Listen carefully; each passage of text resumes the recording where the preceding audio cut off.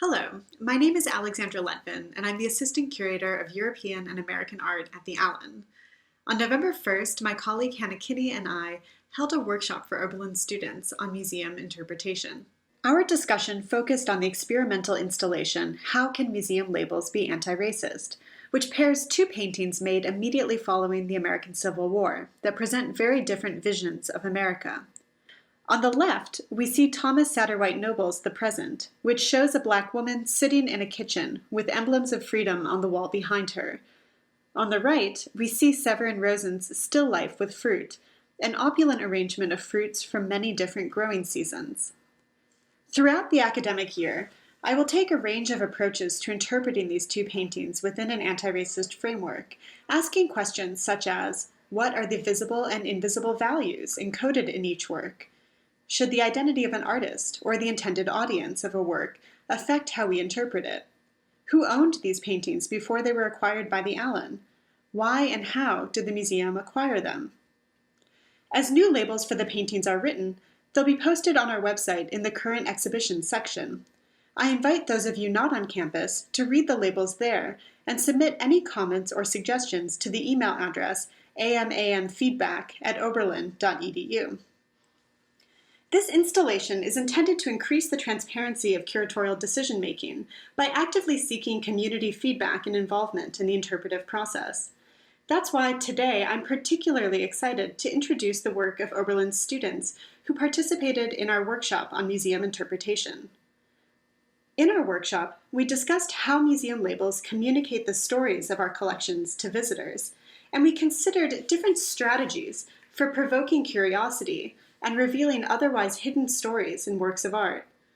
Students then worked in 5 groups to write alternative labels for these two paintings.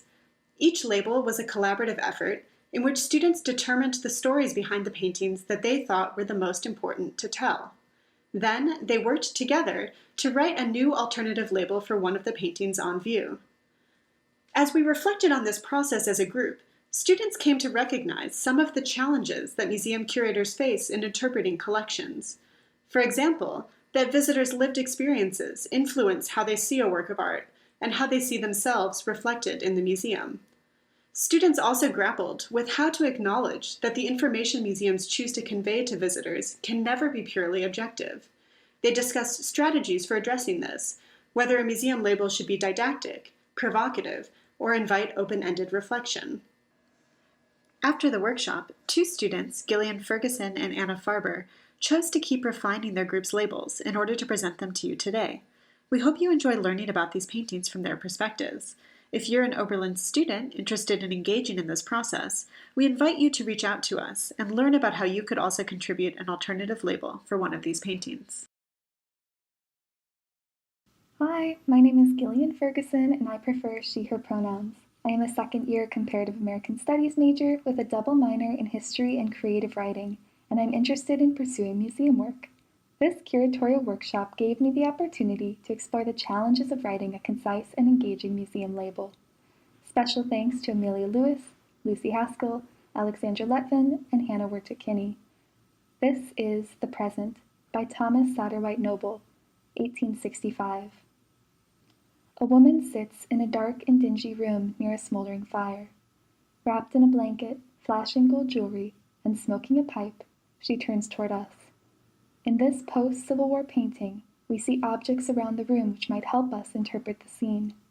There is a portrait of Abraham Lincoln, a feather for freedom, a horseshoe for luck, and an untied string, perhaps referencing the broken bonds of slavery, since slaveholders often tied colored strings onto captives to mark ownership. At her feet, we see a pile of vegetables and bones littering the floor. She rests her boot on a book and beckons us closer. The Present, one of a trilogy series by Thomas Satterwhite Noble titled The Past, Present, and Future Conditions of the Negro, was painted in July of 1865, shortly after Noble's release from serving in the Confederate Army. No written statements of his views on slavery have survived, so it is unclear what the intentions of these pieces were. His audience at the time included wealthy Northern businessmen who profited from the Civil War and may have sought to display more idealistic motivations. What story does the painting tell you? My name is Anna Farber, and I am a fourth year at Oberlin College studying art history, and I use the pronouns she and hers. I was really excited for the opportunity to engage critically with a work in the Allen in a setting beyond the explicitly academic one, while also getting to rely on everything that I've learned in my classes to read the painting as inclusively as possible. This painting showcases abundance in both its content and its composition. While the fruit present may not have actually been possible to display together, they're all united by their differences, including being in different phases of being cut or eaten, with some shown in bowls and others draped across the composition. Grapes are particularly present, perhaps resulting from New York Tribune editor Horace Greeley's national contest to find the best American grape. Greeley's highly publicized competition was aimed at finding a grape that could grow in as many of the different climates of the expanding country as possible, perhaps an attempt to unify the country during the Civil War. Severin Roesen was a European immigrant who helped bring the European still life tradition to America. He painted lush fruits in ornate arrangements, showcasing the wealth and decadence that was expanding at that period in the North.